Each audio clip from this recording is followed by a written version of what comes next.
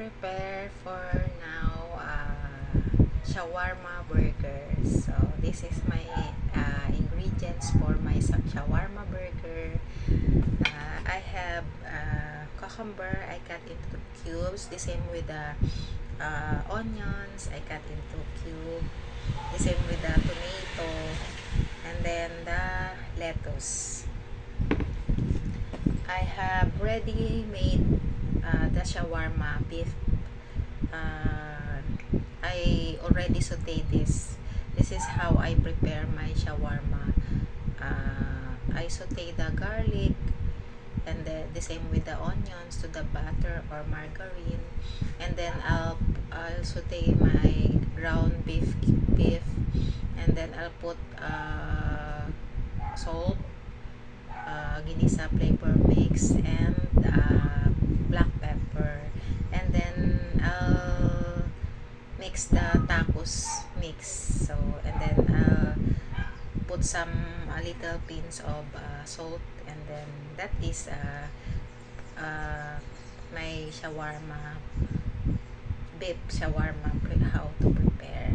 And then I have this grated Eden cheese, and I have a burger bread.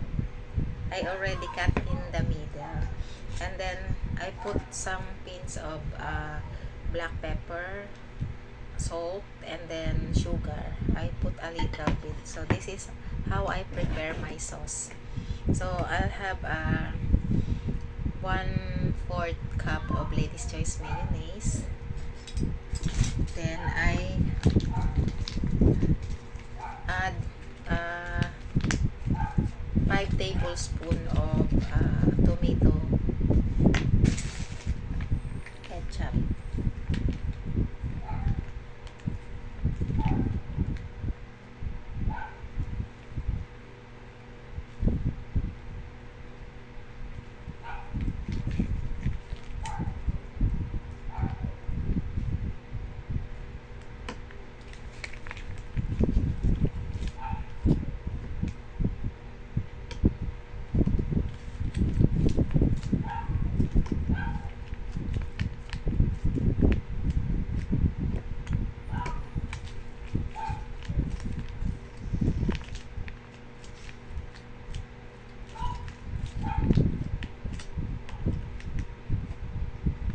Then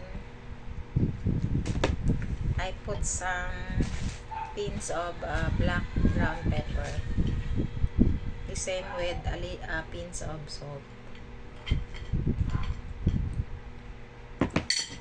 Then I'll mix it together.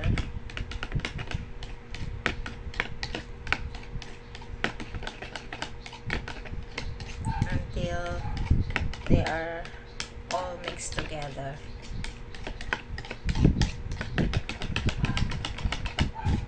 This is the color of my shawarma sauce in my burger.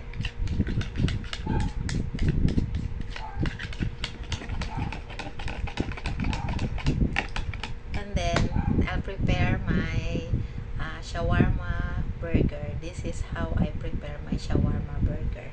I need to use my plastic gloves.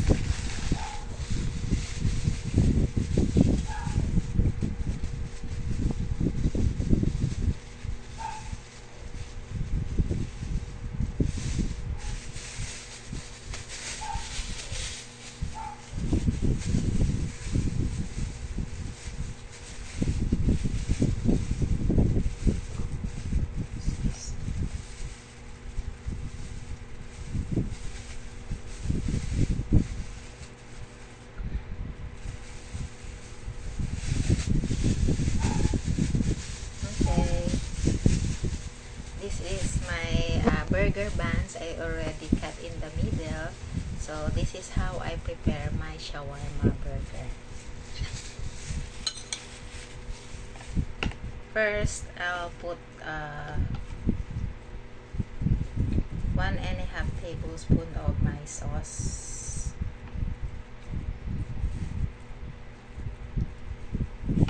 And then I'll put the ready shawarma beef, ground beef. our shawarma ground here. I'll put 1 tablespoon, 1.5 tablespoon.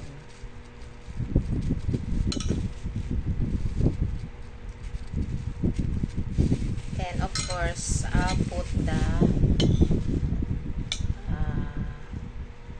1 tablespoon of cucumber, half tablespoon of onions, and then half tablespoon of tomato. Then I'll put this lettuce inside, and then I'll put it like this. This is my ready-made shawarma burger. So the same procedure, another one. I'll make another one. So 1.5 tablespoon of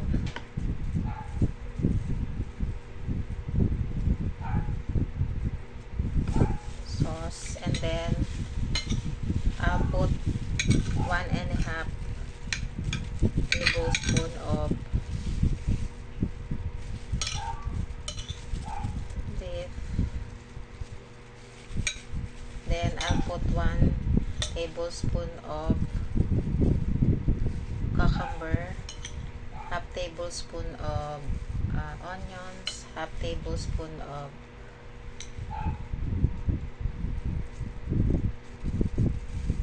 tomato.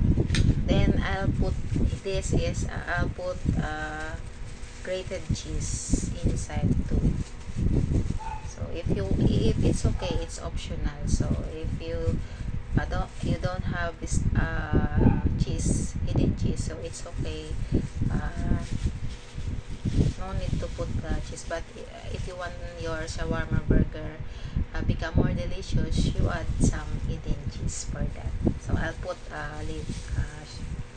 lettuce leaves. Here is my ready-made shawarma burger.